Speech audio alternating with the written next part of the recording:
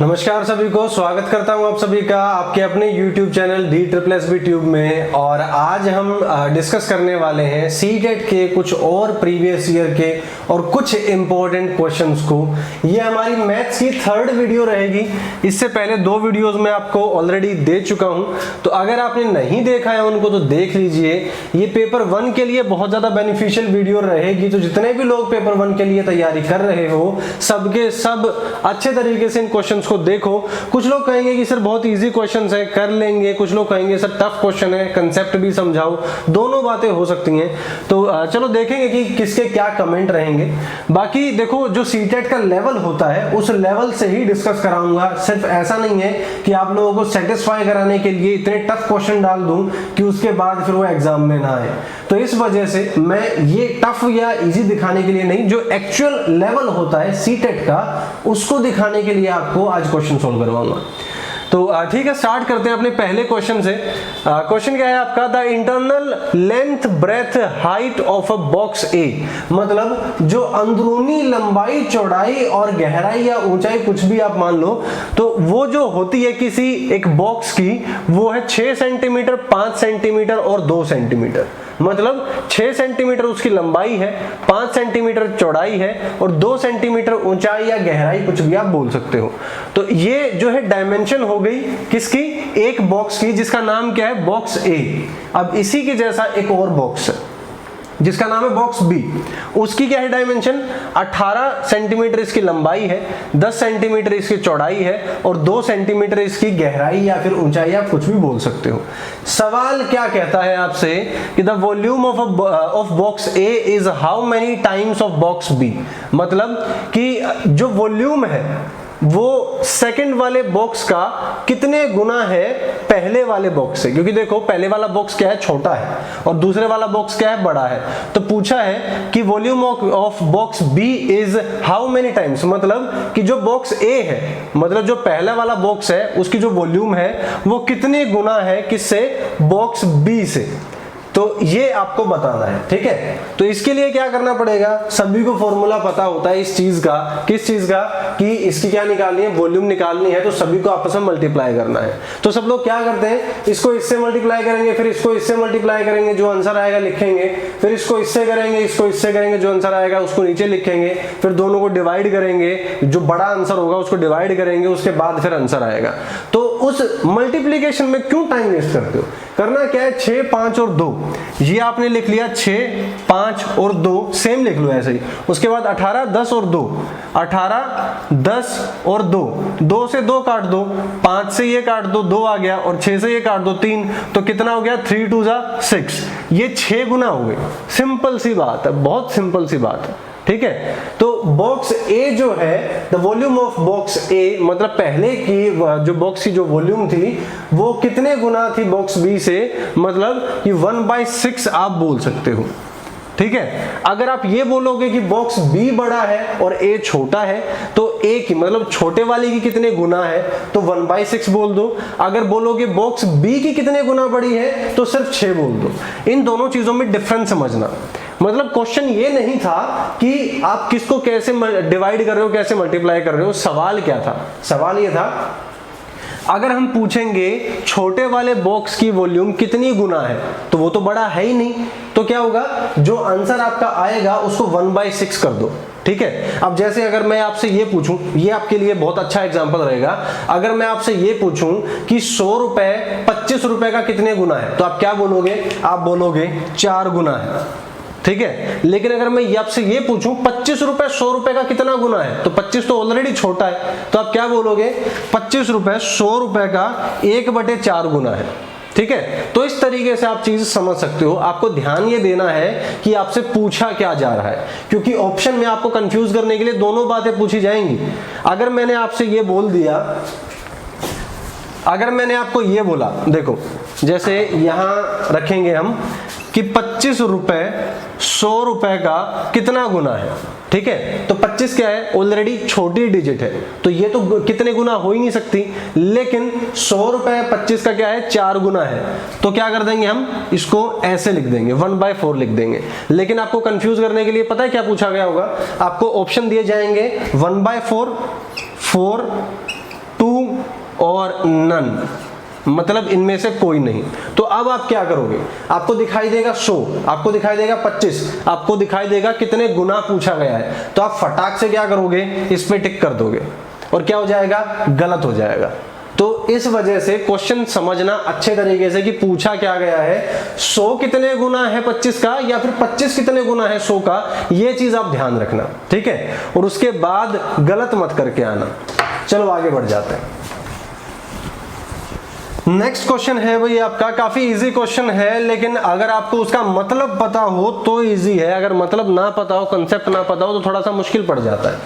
Question क्या है, question है the sum of place value, मतलब जो प्लेस वैल्यू होती है उसका जोड़, जो 5 अंक है उसकी प्लेस वैल्यू का जोड़ क्या होगा इन सब इनमें नंबर्स में, ठीक है।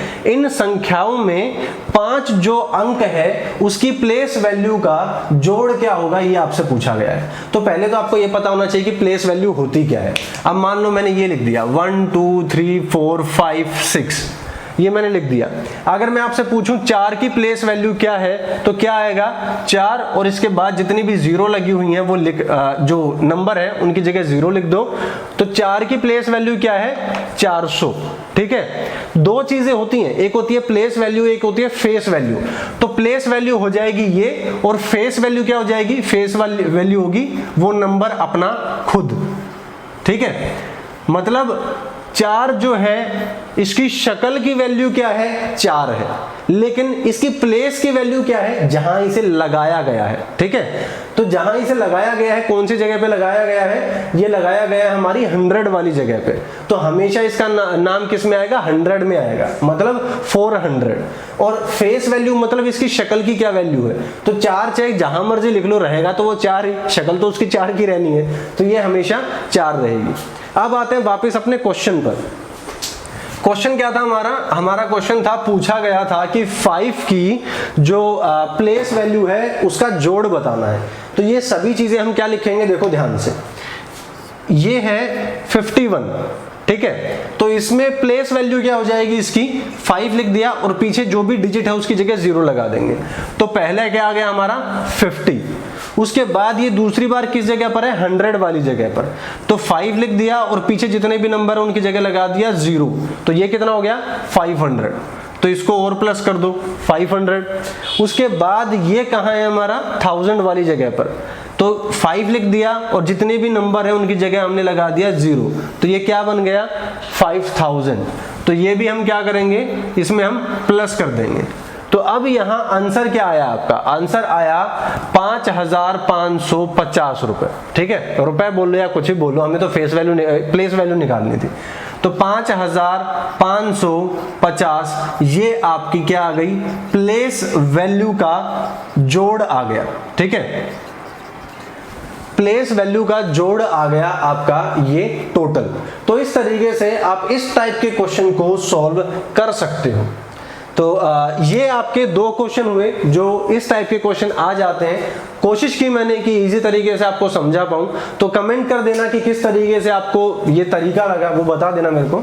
और साथ ही साथ अगर आपको सब कुछ समझ आया तो इसका मतलब क्या है, एक लाइक बनता है और एक शेयर बनता है। जितने भी आपके व्हाट्सएप ग्रुप या फिर फेसबुक पेजेस जितने भी होते हैं वहां शेयर कर दिया करो, ताकि जितने भी एस्पिरेंट्स हैं आपके सीटेट के, मतलब जितने भी लोगों ने अप्लाई किया है उन सभी तक कंटेंट पहुंच पाए। तो ठीक है, कुछ और क्वेश्चन दिखाता हूं इसी टाइप के, और उसके बाद फिर उनको सॉल्व करते हैं। देखते हैं अब इसी टाइप के और क्वेश्चंस को। यहां क्वेश्चन क्या कहता है आपको, ये हमारा 3rd क्वेश्चन है और ये हमारा 4th क्वेश्चन है। तो दोनों को देखेंगे अभी। 3rd क्वेश्चन कहता है the perimeter of a square, मतलब जो एक स्क्वायर है उसका परिमाप है 36 metre. The rectangle has the double length. अब पहली बात तो ये करते हैं कि क्वेश्चन को एक बार हिंदी में समझेंगे, उसके बाद उसको प्रेजेंट करेंगे कैसे करते हैं। तो इतना समझ में आया कि एक जो स्क्वायर है उसका परिमाप है 36 मीटर। उसके बाद रेक्टेंगल है जिसकी जो लेंथ है, मतलब जो लंबाई है वो स्क्वायर की लंबाई से डबल है, ठीक है। दूसरी लाइन क्या कहती है, the width of a rectangle, मतलब जो उस रेक्टेंगल की चौड़ाई है वो आधी है अपनी लेंथ से, ठीक है। तो इस तरीके से the area in square metre of the rectangle is, अब बताना क्या है कि जो एरिया है इसका रेक्टेंगल का वो मीटर वर्ग में या वर्ग मीटर में, स्क्वायर मीटर में आपको बताना है, ठीक है। तो अब यहां देखते हैं कि क्वेश्चन क्या बनता है। सबसे पहली डिनोशन हमारी क्या होगी कि स्क्वायर का परिमाप क्या था 36, मतलब परिमाप कितना हो गया 36। अब क्योंकि स्क्वायर की सारी साइड बराबर होती हैं तो उसकी एक साइड निकालने के लिए, लंबाई निकालने के लिए क्या करेंगे, इसे हम 4 से कर देंगे डिवाइड, तो ये गया। अब ये कितना हो गया, ये हो गया आपका 9, ठीक है। अब 9 क्या आ गई, इसकी साइड आ गई आपके पास, स्क्वायर की साइड 9 मीटर। अब हम करेंगे रेक्टेंगल की बात।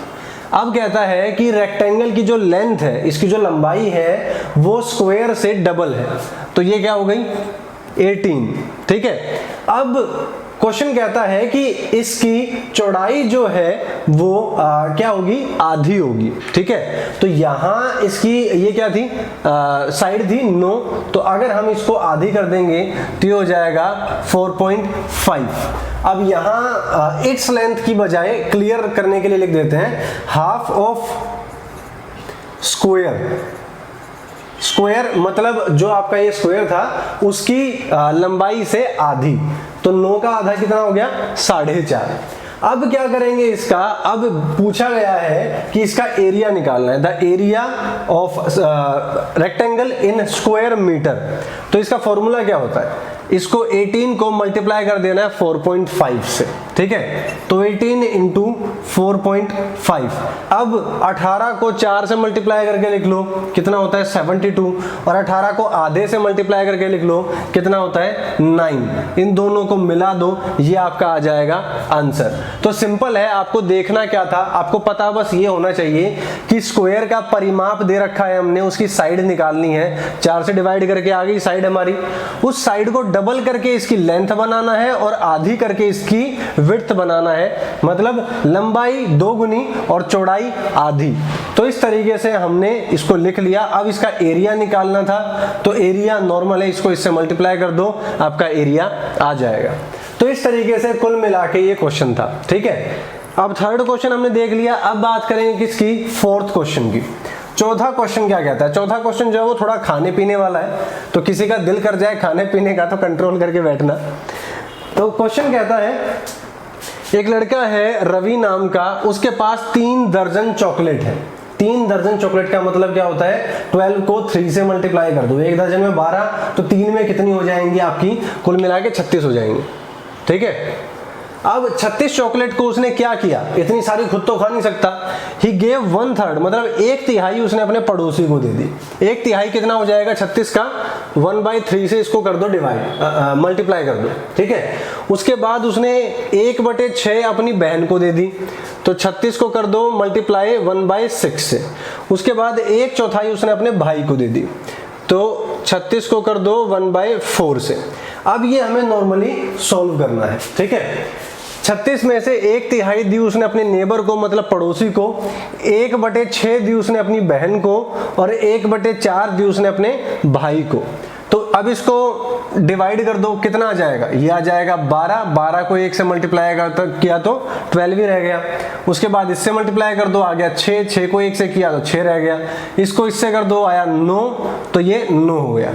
अब ये वो चॉकलेट है जो उसके हाथ से निकल चुकी, जो वो किसी को दे चुका।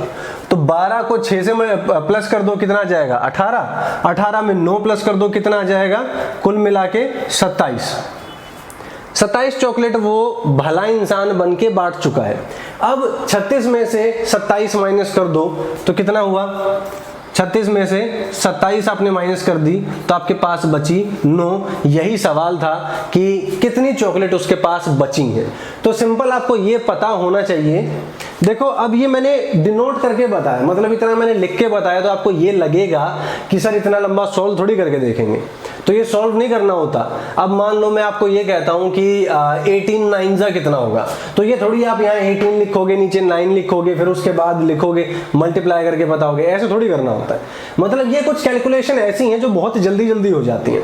जैसे अगर बोर्ड ना भी होता तो हम इसको सॉल्व कर सकते थे। कैसे? मुझे पता है कि 1/3 करना है, तो 36 को हम 3 से अगर करेंगे डिवाइड तो 12 ही आना है, 12 हमने साइड में सोच लिया। फिर 36 को 6 से करना था, तो फिर डिवाइड कर दो, 6 आया, 12 और 6 18 हो गया।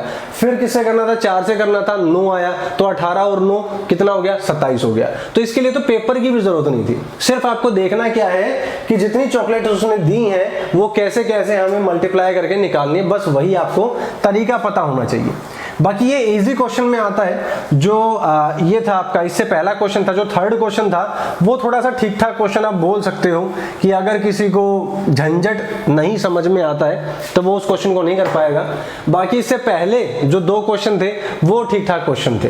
तो इस तरीके से 4 क्वेश्चन किस तरीके से आ सकते हैं वो मैंने आपको बता दिया है। अब आपको एक और चीज बता देता हूं, हमारी ऐप है बैक टू स्कूल नाम से, उसको आपको डाउनलोड करना है। लाइव क्लासेस जो हमारी होती हैं वो आपको पता चलती रहेंगी, नोटिफिकेशन आता रहेगा लाइव क्लासेस का, पीडीएफ मिलेंगी, नोट्स मिलेंगे और साथ साथ मॉक टेस्ट मिलेंगे। हर रोज कम से कम 7 8 6 8 या 10 मिलते रहते हैं आपको।